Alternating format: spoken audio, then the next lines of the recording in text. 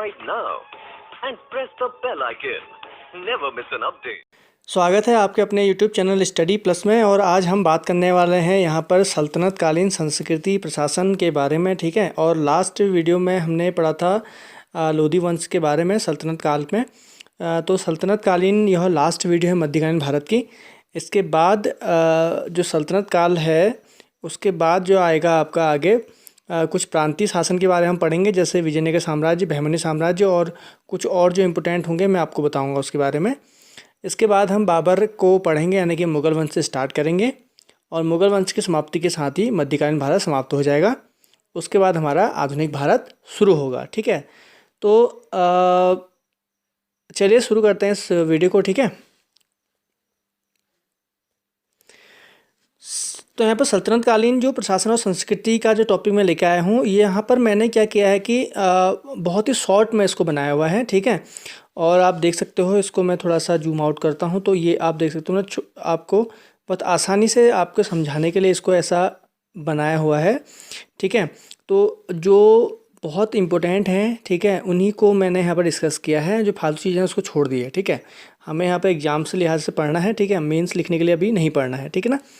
तो सल्तनत कालीन संस्कृति में हम यहाँ पर बात करते हैं तो तीन चीज़ें जो होती हैं किसी भी उस समय साम्राज्य को चलाने के लिए होती थी, तो वो तीन चीज़ें इंपॉर्टेंट होती थी। एक था प्रशासन, जिसमें आएगा मंत्रिमंडल और प्रशासन पूरा, इसमें सैन्य प्रशासन, प्रांतीय शासन और आपका स्थानीय शासन सब आएगा। सैन्य प्रशासन भी इसी के अंदर आ जाएगा, ठीक है।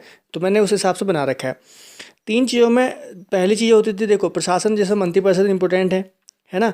आज भी आप देखते हो कोई भी देश को चलाने के लिए बहुत इंपॉर्टेंट होता है, एक होती है सैनिक शक्ति, एक होता है प्रशासन और एक होता है आपका धन, यानी कि टैक्सेस, इनकम। तो तीन चीज़ें यहाँ पर इंपॉर्टेंट हैं। उसके अलावा भी चीज़ें यहाँ पर हैं, वो हम पढ़ेंगे। सेकंड है राजस्व, जो बहुत इंपॉर्टेंट है, भाई कहाँ कहाँ से राजस्व आता था और किस किस प्रकार के टैक्स लगाए गए। तीसरा है आपका साहित्य और स्थापत्य कला, जो ज़्यादा पूछी जाती है। स्थापत्य कला किसने क्या बनाया है ना, किसके समय में क्या शुरू हुआ। इन तीन चीज़ों में हम इसको बांट के चलेंगे, ठीक। तो प्रशासन से हम स्टार्ट करेंगे और धीरे धीरे हम इसको आगे बढ़ाएंगे। तो प्रशासन में हम देखें अगर, तो यहाँ पर हमको एक चीज़ देखने को मिल रही है प्रशासन में कि जो सबसे बड़ा है वो है राजा। हम राजा से शुरू करेंगे। हालांकि मैंने यहाँ पर दोनों को पैरेलल दिखाया हुआ है, आप देखोगे वजीर और अमीर और सुल्तान को पैरेलल दिखाया है। ये जो लाइनें मैं यहाँ पर दिखा रही हैं, लाइनें एक्चुअली मंत्री परिषद से खींचनी चाहिए थी ऐसे, तो यहाँ से खींची हुई कोई बात नहीं है। तो मंत्री परिषद से हम प्रशासन में सबसे पहले मंत्री परिषद और राजा से इसको स्टार्ट करेंगे, उसके बाद हम आगे बढ़ेंगे, ठीक है। तो आप इसको पूरी लाइन में भी लिख सकते हो। तो यहाँ पर राजा जो था, भाई सबसे बड़ा राजा होता था, पहली बात तो यह है, ठीक है। किसी भी इसमें सबसे बड़ा क्या होगा, राजा ही होगा, राजा से ही स्टार्ट होता है सब कुछ। तो सुल्तान जिसको हम कहते थे, सुल्तान की पदवी भी धारण की है उसने कई बार राजाओं ने। सबसे पहले महमूद गजनवी पहला शासक है जिसने सुल्तान की पदवी धारण की थी, ठीक है। तो दिल्ली सुल्तानों में अधिकांश ने अपने को तो खलीफा का नायब ही पुकारा था, ठीक है। और एक तो थे कुतुबुद्दीन मुबारक खिलजी, जिन्होंने स्वयं को खलीफा घोषित कर दिया था, ठीक है ना। तो इस प्रकार से रैयत आला की उपाधि भी धारण की थी कईयों ने यहाँ पे, ठीक है। जैसे कि उसमें खिजर खां जो थे, है ना, उन्होंने रैयत आला की उपाधि धारण की थी। खिजर खां ने क्या किया था कि तैमूर के वंशजों को टैक्स वगैरह भेजा था। मैंने सब आपको पढ़ाया हुआ है, सब, ठीक है। तो ऐसा कुछ नहीं जो छोड़ा हुआ है, तो इसलिए आपको याद आना चाहिए और आपको पढ़ना चाहिए। इसलिए मैं ज़्यादा टाइम यहाँ पर वेस्ट नहीं कर रहा हूँ। जो पढ़ाया हुआ है वो मैंने यहाँ पर बिल्कुल बहुत कम शॉर्ट में लिखा हुआ है, ठीक है। दूसरा होता था अमीर। अमीरों का जो काल था, लोदियों के काल में चरमोत्कर्ष में पहुंच गया। मतलब लोदियों के समय में अमीरों की वैल्यू बहुत बढ़ गई, बहुत पावरफुल हो गए थे ये लोग। सल्तनत काल में सभी प्रभावशाली पदों की नियुक्ति या व्यक्तियों की सामान्य जो संज्ञा थी वो अमीर थी, ठीक है। अमीर का प्रभाव जो होता था वो सुल्तान पर होता था, इसलिए सुल्तान को शासन करने के लिए अमीरों को अपने अनुकूल बनाए रखना आवश्यक होता था। जैसे कि आप सोच सकते हो, इसमें हमने बलबन से पूर्व देखा, यानी कि हम देखते हैं रजिया सुल्तान के बाद 4 या 5 शासक आए बहुत कम समय के लिए, जिनको तुर्क अमीरों ने गद्दी पर बैठाया हटाया, बैठाया हटाया, ठीक है। तो ये क्या था भाई, अमीर उस समय बहुत ज़्यादा पावरफुल थे। ये तुर्क शासन में दिल्ली सल्तनत में अमीरों का बहुत ज़्यादा प्रभाव रहा, ठीक है। इसमें मोहम्मद बिन तुगलक के समय में जो सर्वाधिक विद्रोह हुए थे उसमें अमीरों का हाथ रहा था, ठीक है ना। तो यहाँ पर क्या होता है कि नए राजवंश से नए सत्ता आने पर पुराने अमीरों को या तो मार देते थे लोग राजा, या फिर उनका प्रभाव कम करके उनको छोटी पोस्ट देते थे, ठीक है ना, छोटी पोस्ट उनको दे दिया जाता था। बलबन और अलाउद्दीन के समय में अमीर जो थे उनका प्रभाव कम हो गया था। अलाउद्दीन खिलजी और बलबन के समय अमीरों का प्रभाव बहुत कम हो गया था, हालांकि क्योंकि अमीर डरने लग गए थे इनसे, ठीक है। तो लेकिन लोधी शासन आते आते इनका जो महत्व था बहुत ज़्यादा बढ़ गया था, ठीक है। तो इसलिए अमीर मैंने यहाँ पैरेलल में लिख दिया था, क्योंकि अमीर जो थे वो अमीरों का प्रभाव राजा के ऊपर रहता था। हालांकि सबसे ऊपर राजा होगा, राजा का ही जो राजा होता था उसकी जो आज्ञा होती थी या उसका दिया गया कोई भी न्याय अंतिम होता था, सर्वोच्च न्यायाधीश राजा ही होता था, ठीक है ना। तो इस प्रकार से सुल्तान सबसे बड़ा होता था, लेकिन अमीर जो था, अमीर वर्ग जो था उसका प्रभाव रहता था, इसलिए हमने साथ साथ में लिख दिया, ठीक है। अब बात करते हैं मंत्री परिषद की। मंत्री परिषद जो उससे नीचे, अब नीचे को बढ़ते रहते हैं। मंत्री परिषद जिसको मजलिस ए खलवत कहते थे, दिल्ली सल्तनत में मजलिस ए खलवत कहते थे, जिसकी बैठक मजलिस ए खास में होती थी, ठीक है। तो मजलिस ए खलवत कहते थे किसको, मंत्री परिषद को। तो मंत्री परिषद के अंदर जो प्रमुख मंत्री परिषद में जो प्रमुख मंत्रिमंडल था वो 4 थे, जो मैं आपको पहले ही पढ़ा चुका हूँ, और वो 4 ये थे, ठीक है।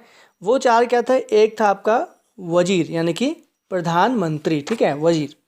तो पहला था वजीर जो प्रधानमंत्री था। वजीर का पद जो था वो सर्व प्रमुख था, इसके पास अन्य मंत्रियों की अपेक्षा अधिक अधिकार था। आज भी आप देख सकते हो जैसे प्रधानमंत्री होता है, अन्य मंत्रियों के कार्यों पर नजर रखता था। वजीर राजस्व विभाग का प्रमुख होता था, उसे लगान, कर व्यवस्था, दान, सैनिक व्यय आदि को देखभाल करनी पड़ती थी, ठीक है।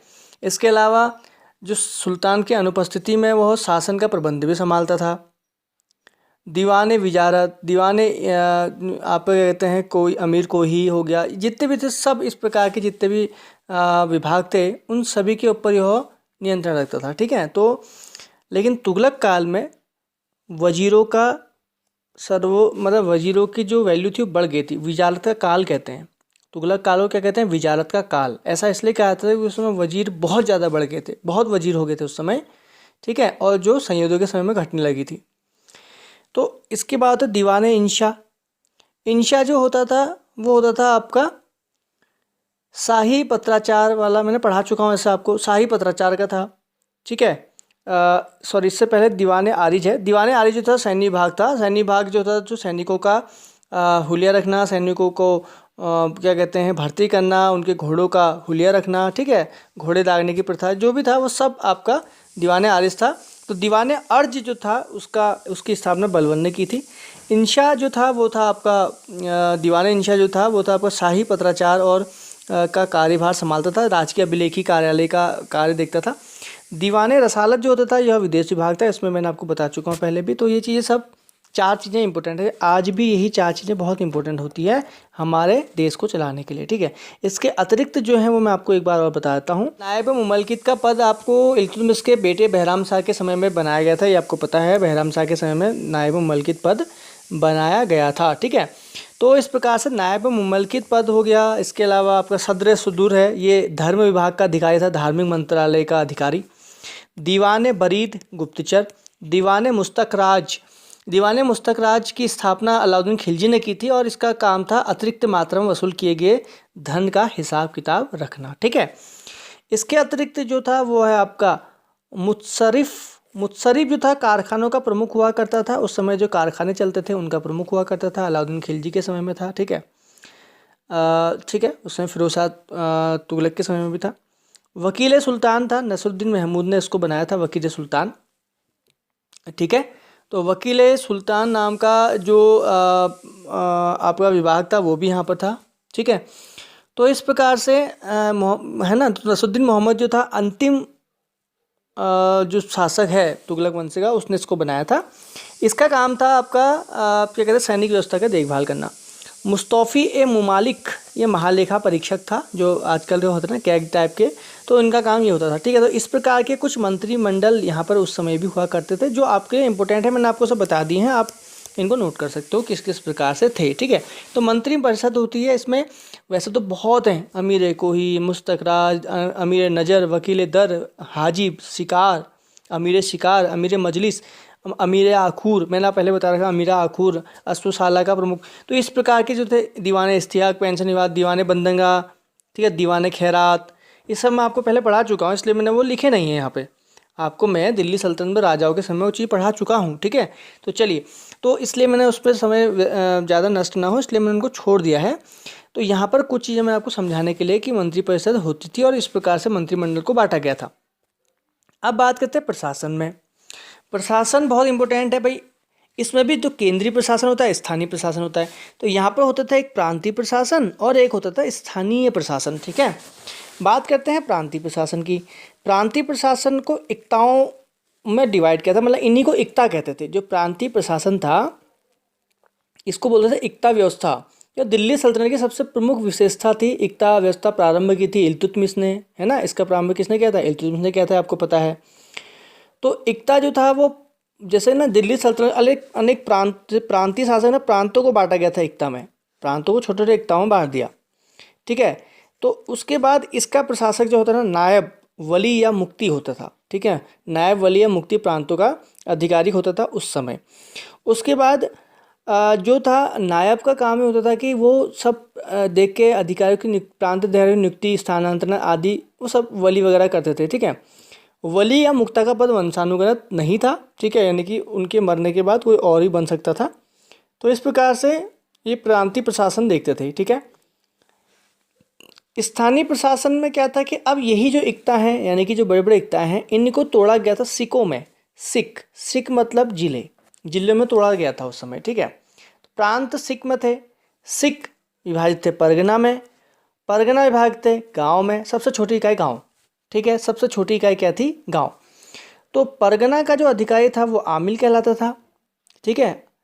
और गांव में होते थे मुकद्दम, यानी कि जिसको मुखिया कहते हैं, पटवारी और कारकुन, ये गांव का और प्रशासन यहाँ पर देखते थे, ठीक है। और इसके अलावा जहाँ पर पंचायतें भी होती थी, गांव में मुकद्दम, पटवारी, कारकुन, ये सब क्या देखते थे? उस समय का स्थानीय प्रशासन देखते थे। तो स्थानीय प्रशासन में सबसे छोटी इकाई गांव होती थी, आज भी सबसे छोटी इकाई गांव है। जो पहले पंचायत होती है, फिर जिला पंचायत होती है, फिर इस प्रकार से ऊपर को हम बढ़ते रहते हैं, ठीक है। तो सब प्रशासन सही में, इसमें कोई टफ नहीं है और इसको ज़्यादा हवा नहीं बनाना है, ठीक है। तो प्रशासन बहुत आसान है। तो प्रांतीय प्रशासन था दिल्ली सल्तनत का, एक स्थानीय प्रशासन था, बस हो गया। प्रांत जो थे वो उनको इक्ता कहा जाता था। इक्ता प्रथा इल्तुतमिश ने शुरू करी, ठीक है, ये पूछाएगा। इसके अलावा इक्ता किस में टूटे थे? जिले में, जिले इसमें परगना में, परगना आपके गाँव में टूटे हुए थे, ठीक है। चलिए अब बात करते हैं सैन्य प्रशासन की। सैन्य प्रशासन की यहाँ पर बात करें तो सैन्य प्रशासन में हम देखते हैं कि, ठीक है, तो सैन्य प्रशासन में देखते हैं सबसे पहले जो सैन्य प्रशासन की बात करेंगे इल्तुतमिश से शुरू होती है। इल्तुतमिश, ठीक है। तो तुर्की शासन व्यवस्था जो पहले हम बात करते हैं, तुर्की जो तुर्क थे, यानी कि जो गुलाम वंशी थे, तुर्की शासन व्यवस्था जो था वो सब सैन्य शक्ति पर ही आधारित थी। एक विशाल सेना, संगठित सेना, ठीक है। तो इस प्रकार की आवश्यकता सुल्तान को हमेशा रहती थी और वो होती भी है, आज भी है। तो तुर्क अमीरों सरदारों द्वारा किए गए विद्रोहों को कुचलने के लिए, राजपूत राजाओं के विद्रोह को निपटने के लिए, मंगोल आक्रमण के लिए हर किसी सुल्तान को उस समय एक संगठित और एक विशाल सेना की आवश्यकता थी। तो सल्तनतकालीन सैन्य व्यवस्था के अंतर्गत सबसे पहले इल्तुतमिश द्वारा जो सेना स्थापित की गई उसे कहा गया हश्म ए कल्ब। हश्म ए कल्ब जो थी उसको बोलते हैं केंद्रीय सेना, ठीक है। और दीवाने अर्ध सैनिक विभाग की स्थापना तो बलबन ने ही की थी, आपको पता है, बलबन के उसमें पढ़ा चुका हूँ मैं आपको, ठीक है। तो ये बलबन ने इसकी स्थापना की थी, ठीक है। सल्तनतकालीन सेना का ढांचा राष्ट्रीय नहीं होता था। इसमें तुर्क, अमीर, ईरानी, मंगोल, अफगान, भारतीय, मुसलमान, हिंदू सब शामिल थे, ठीक है। कुछ सैनिक ऐसे होते थे जो सुल्तान जिनकी स्वयं नियुक्ति करता था, जिसे कहते थे सुल्तान का स्थायी सेना, ठीक है, जिसे कहते थे खास खेल। खास खेल यानी कि सुल्तान की स्थायी सेना, ठीक है। तो इस प्रकार से स्थायी सेना अलाउद्दीन खिलजी के समय में स्टार्ट हुई थी, ठीक है। इसके अलावा कुछ ऐसे सैनिक थे जो प्रांत और सूबेदारों की सेना में भर्ती होते थे, ठीक है। सल्तनत काल में मैं आपको सैनिक व्यवस्था का थोड़ा सा मैं आपको एक पिक्चर के हिसाब से समझाता हूँ। सल्तनत काल में जो थी 3 प्रकार की सेना होती थी वैसे, ठीक है। एक होती घुड़सवार सेना, एक होती थी गज सेना, एक होती थी पदांतिक सेना जिसको पायक कहते थे, पैदल सेना को पायक कहते थे, ठीक है। तो इस प्रकार से ये सब पैदल सेना होती थी और इसके अलावा सेनाओं को अलग अलग प्रकार से बांटा गया था। मंगोल सेना के वर्गीकरण की दशमलव प्रणाली को सल्तनतकालीन सैन्य व्यवस्था का आधार बनाया गया था। दशमलव प्रणाली, दशमलव मतलब प्रत्येक 10 में, प्रत्येक 10 में, ठीक है, दशमलव प्रणाली थी। अब कैसा था देखो, 10 अश्वरोही के ऊपर एक सरे खेल होता था, ठीक है। 10 अश्वरोही की सेना के ऊपर एक सरे खेल होता था। 10 सरे खेल के अंदर एक सिपाही सलाहकार होता था। 10 सिपाही सलाहकार के ऊपर एक अमीर होता था और 10 अमीर के ऊपर एक मलिक होता था और 10 मलिक के ऊपर एक खान होता था, ठीक है। तो इस प्रकार से ये जो सैनिक टुकड़ियाँ थी इनको डिवाइड किया गया था, समझ रहे हो। अब दिल्ली सल्तनत में जो सेना थी उस सेना को किस प्रकार से बांटा गया था, इस प्रकार से बांटा गया था, ठीक है। तो दशमलव पद्धति यही है। अकबर की भी दशमलव प्रणाली आएगी, आगे हम पढ़ेंगे। तो दशमलव प्रणाली जो थी यह मंगोलों की देन है और मंगोल सेना की दशमलव प्रणाली को सल्तनतकालीन सैन्य व्यवस्था का आधार बनाया गया था, ठीक है। तो 10 अश्वरोही एक सरे खेल, 10 तो 10 10 के समझा, 10 के ऊपर एक, फिर 10 के ऊपर एक, फिर 10 के ऊपर एक, यानी कि किस प्रकार से इनको डिवाइड किया गया था, ठीक है। समझ में आया। चलिए तो आगे बढ़ते हैं। सल्तनत काल में बारूद की सहायता से गोला फेंका जाता था, उस मशीन को कहते थे मांगलिक या अर्राट, यानी कि गोला फेंकने वाली मशीन को मांगलिक या अर्राट कहते थे। मीर बहर नाम का एक अधिकारी होता था जो नाव के बेड़ों का संचालन करता था। हालांकि दिल्ली सल्तनत में उतने युद्ध पानी में नहीं हुए थे, दिल्ली सल्तनत में ऐसा कोई नहीं था, क्योंकि हम दिल्ली सल्तनत का जो अधिकार क्षेत्र था उत्तर भारत में था, इसलिए पानी का ज़्यादा उनका नाव का बेड़ा नहीं था। फिर भी मीर बहर नाम का जो अधिकारी होता था वो नाव का बेड़ा या नाव से सामान लाना ले जाने का, जो नाव से सामान होता था जो भी था वह सब इन्होंने बनाया हुआ था, ठीक है। इसके अलावा यहाँ पर हम देखें, अलाउद्दीन ने घोड़े दागने और सैनिक की हुलिया रखने की प्रथा चलाई है, तो आपको पता ही है। सिकंदर लोदी ने सैनिक के हुलिया के स्थान पर चेहरा शब्द का प्रयोग, चेहरा दागने की प्रथा उसने शुरू करी सिकंदर लोदी ने। बलबन तो यहाँ तक कि सेना को चुस्त दुरुस्त रखने के लिए, शिकार खेलने के लिए उनको ले जाता था अपने साथ, ठीक है। तो इल्तुतमिश ने एकता प्रथा शुरू करी सैनिकों की, यानी कि सैनिकों को वेतन के बदले ज़मीन दी जाती थी, लेकिन अलाउद्दीन खिलजी ने इसको बंद कर दिया। अलाउद्दीन ने इसको बंद किया, लेकिन फिरोज शाह तुगलक ने इसको पुनः शुरू कर दिया था, एकता प्रदान करना उसने पुनः कर दिया था, ठीक है। तो फिरोज शाह तुगलक ने दासों को भर्ती करना भी शुरू किया था, ठीक है। पिता की मृत्यु के बाद एकता जो होती थी, जो एकता दी जाती थी, उसका हकदार उसका पुत्र होता था, पुत्र नहीं होता तो उसका दामाद होता था, दामाद भी नहीं है तो दास होता था, और दास भी नहीं है तो निकट का कोई संबंधी उस एकता का मालिक होता था। इस व्यवस्था का परिणाम क्या हुआ, फिरोज शाह तुगलक के सबसे ज़्यादा भ्रष्टाचार फैल गया, ठीक है। तो इस प्रकार से सल्तनत काल में अच्छी नस्ल के घोड़े जो तुर्की, अरब, रूस से मंगाए जाते थे, ठीक है, और हाथी बंगाल से प्राप्त होते थे।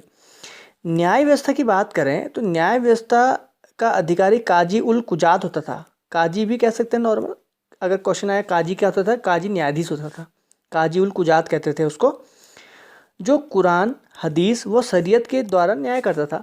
कुरान मुसलमानों का पवित्र ग्रंथ है, आपको पता है, और मुस्लिम कानून का मुख्य स्रोत है। इसके अलावा हदीस होता है जो पैगंबर के कार्यों कथनों का उल्लेख जिसमें किया गया है। कुरान द्वारा समस्या का समाधान जब नहीं होता है तो उस समय हदीस का सहारा लिया जाता था, ठीक है। तो इस प्रकार से शरीयत भी एक क्या होती थी, कानून की एक लिखी किताब थी। तो वह अपनी किताबों के द्वारा ही न्याय करते थे, जैसा उस किताब में लिखा है, खून करने के लिए, चोरी करने के लिए जो भी नियम उसमें लिखे होते थे। जैसे हम एंशियंट हिस्ट्री में पढ़ते हैं कि एंशियंट हिस्ट्री के समय में हमारे जो इतिहास है उसमें हमने पढ़ा कि ज़्यादातर जो न्याय होते थे वो या तो अर्थशास्त्र के द्वारा होते थे, या फिर आपका मिताक्षरा जो या कानून की कोई किताब होती थी उसके द्वारा होता था, मनु के द्वारा लिखी गई स्मृति द्वारा वहाँ पर न्याय होता था। तो जब हिंदू धर्म के ऊपर मुस्लिम धर्म का प्रभाव पड़ा तो मुस्लिम धर्म ने अपने जो शरीयत और हदीस और ये जो कुरान थे इनके द्वारा न्याय करना शुरू किया था, ठीक है। चलिए अब बढ़ते हैं आगे सेकंड पार्ट में, बात करते हैं अब एक राजस्व की। अब राजस्व भी दो प्रकार से प्राप्त होता था, एक तो होता था भूमि से प्राप्त आय जो टैक्स से भूमि में लगते थे। एक होते थे अन्य कर, जो अलग टाइप के टैक्स से लगते थे। ठीक है, शुरू करते हैं पहले भूमि से प्राप्त आय की। भूमि से प्राप्त जो आय होते थे, यानी कि भूमि पर जो टैक्स लगाए जाते थे, उनमें थी इक्ता भूमि और खालसा भूमि। दो प्रकार की भूमि हुआ करती थी भाई, इक्ता भूमि थी और खालसा भूमि थी। ठीक है, तो इक्ता भूमि में इक्तादार जो होते थे वो अपना हिस्सा काट के बाकी पैसा जमा करते थे। ठीक है, खालसा भूमि की एक ऐसी ये भूमि थी जिसका पूरा का पूरा समस्त जितनी आय थी वो सब शाही खजाने में डायरेक्ट जमा होती थी। ये राजा की भूमि कहलाती थी खालसा भूमि। ठीक है, तो इस प्रकार से भी पैसा इनका मतलब राजस्व आता था। उसके अलावा कुछ टैक्स ज़मीन पर लगाए गए थे जो मैं आपको पहले पढ़ा चुका हूँ, बट एक बार यहाँ पर आपका रिवीजन हो जाएगा तो दोबारा पढ़ा रहा हूँ। उश्र। उश्र केवल मुसलमानों से लिया जाने वाला एक ऐसा भूमि कर था, ठीक है, जो उपज पर लिया जाता था, भूमि की उपज पर। ठीक है, इसमें नाबालिग और दास मुक्त नहीं किए गए थे, सभी से लिया जाता था। ठीक है, और इस कर की वसूली में बल का प्रयोग भी किया जाता था, ज़बरदस्ती भी इसका प्रयोग किया जाता था, यानी कि ज़बरदस्ती लूट, मतलब कहें तो ज़बरदस्ती उठाया जाता था, जो 1/10 होता था उपज का। इसके बाद होता था खराज। खराज गैर मुसलमानों से लिया जाने वाला भूमि कर था। इस कर के रूप में उपज का 1/3 से 1/2 भाग वसूल किया जाता था। इसके अलावा आपका एक और था, वो था आपका लगान व्यवस्था। लगान व्यवस्था बटाई पर आधारित थी। बटाई लगान निर्धारित करने की ऐसी प्रणाली थी जिसमें राज्य की ओर से प्रत्यक्ष रूप से जमीन की पैदावार से हिस्सा लिया जाता था। अब कैसे होता था देखो, इसमें 3 प्रकार की बटाई उस समय प्रचलित थी। खेत बटाई, खड़ी फसल या बुआई के बाद ही खेत का बंटवारा कर दिया जाता था। खेत बटाई में भाई ये खेत का इतना हिस्सा मेरा, जो फसल होगा वो हमारा होगा। लंग बटाई, इसमें खेत काटने के बाद फसल को लाकर अनाज से भूसा निकाल कर कृषक और सरकार के बीच में बंटवारा होता था। लंग बटाई, काटने के बाद भूसा अलग किया, जितना बोरा अनाज हुआ उसका हिस्सा कर दिया। तीसरा है रास बटाई। रास बटाई खलिहान में अनाज से भूसा अलग करने के बाद सरकारी हिस्से को निर्धारित किया जाता था। ठीक है, तो इस प्रकार से ये 3 प्रकार की बटाई होती थी। ठीक है, इसमें से भी एक हब्बे सर्व टैक्स लगाया गया था, ये भी कृषि से संबंधित है। ये भी आपको पता है, हब्बे सर्व टैक्स उस समय लगाया गया था एमबीटी द्वारा। अब बात है अन्य कर। अन्य कर में थे आपके जकात, जो आय का 2.5 लिया जाता था। जजिया, जो गैर मुसलमान से लिया जाता था। ठीक है, फिरोज शाह तुगलक ने इसे ब्राह्मणों पर लगाया। इसके अलावा जजिया भी अलग अलग था, ज़्यादा पैसे वाले से 40, कम पैसे वाले से 20 और 10%। तो इस प्रकार से अलग अलग लोगों से अलग अलग संपन्न वर्ग के हिसाब से लिया जाता था। खुम्स लूट का सामान था, ये आपको पता है, पहले पढ़ा चुका हूँ। और गड़ी कर यानी घड़ी कर और चराई कर भी इन्होंने लगाए थे। ठीक है, चलिए, तो इस प्रकार से टैक्स से उस समय आय होती थी। सल्तनत काल के प्रमुख टैक्स हैं। अब बात करते हैं साहित्य की। साहित्य दो मतलब साहित्य और यहाँ पर स्थापत्य। तो साहित्य और स्थापत्य में हमें बात करेंगे, ये है आपकी स्थापत्य कला, ये है आपकी, उसमें कुछ ग्रंथ ऐसे हैं जो बहुत इंपॉर्टेंट है, ये आपको कई बार पेपर में देखने को मिले। अब साहित्य में क्या है देखो, कुछ किताबें हैं और उनके राइटर के नाम है, डायरेक्ट आपको मैं बताता हूँ, आप इसको नोट कर लेना। चचनामा अली अहमद ने या अज्ञात ने, कई बार इसमें अली अहमद आता है, कई बार लगता है अज्ञात। ठीक है, तो इसमें कहीं पर अज्ञात आता है, कहीं पर अली अहमद आता है। किताबुल हिंद अलबरूनी ने लिखी है। किताबुल हिंद बहुत इंपॉर्टेंट है। ठीक है, किताबुल हिंद यानी कि इसमें आपका हिंदुस्तान का इतिहास दिया गया है किताबुल हिंद में। ठीक है, इसके बाद आता है आपका, ठीक है, तबकात नासिरी मिनहाजुस सिराज ने लिखी है। तारीख़ फ़िरोज़ शाही बरनी ने लिखी है। आशिका नूह सिपेकार और तुगलकनामा अमीर खुसरो ने लिखी है। ये इसके अंतिम किताब है, तुगलकनामा। ठीक, इसके बाद है फुतूह उस सलातीन ईसामी ने लिखी है। किताब उल रहला इब्न बतूता मोहम्मद बिन तुगलक के उसमें 1333 में आया था, ये मैंने आपको बताया था। तारीख़ ए मुबारक शाही अहमद सरहिंदी ने लिखी है। किताब उल यामिनी कुतबी ने लिखी है। उसके बाद कुछ हिंदी ग्रंथ लिखे गए हैं, पृथ्वीराज रासो द्वारा चंद्रबरदाई ने लिखी है, पृथ्वीराज रासो। ठीक है, बीसल देव रासो लिखे नरपति नल्ल ने, ये पूछा गया है कई बार। ठीक है, गीत गोविंद जयदेव ने लिखी। उसके अलावा मिताक्षरा लिखी है, विज्ञानेश्वर ने टीका है। दाएं भाग लिखे जिमूतवाहन ने, ये दोनों विधि ग्रंथ है, लॉ की किताबें हैं, 2 के 2, ठीक है। इसके अलावा हम्मीर रासो लिखी है आपके सारंगधर ने, और आल्हा खंड लिखा है याग्निक ने, जिसमें आल्हा उदल के बारे में कहा गया है, ठीक है। अब बात करते हैं स्थापत्य कला, इसको बोलते हैं इंडो इस्लामिक कला। जब मुस्लिम यहाँ पर आए तो सबसे पहले उसमें इस्लाम का और हिंदुओं का मिक्सचर बना, जिसको बोलते हैं इंडो इस्लामिक कला। भारत में निर्मित प्रथम मकबरा सुल्तानगढ़ी का मकबरा है, जो इल्तुतमिश ने अपने बेटे के नाम पर बनाया था, इसको बोलते हैं, इसलिए इल्तुतमिश को मकबरे का जन्मदाता कहेंगे भारत में। अतारकिन का दरवाज़ा बनाया इल्तुतमिश ने, क्या बनाया था? अतारकिन का दरवाज़ा इल्तुतमिश ने बनाया था, ठीक है। अतारकिन का दरवाज़ा भी इल्तुतमिश ने बनाया। इसके बाद, ठीक है, शुद्ध इस्लामिक पद्धति द्वारा निर्मित प्रथम मकबरा बलवन का है। बलवन का मकबरा ही सबसे पहले क्या माना जाता है? शुद्ध इस्लामिक पद्धति में बना हुआ मकबरा माना जाता है, ठीक है।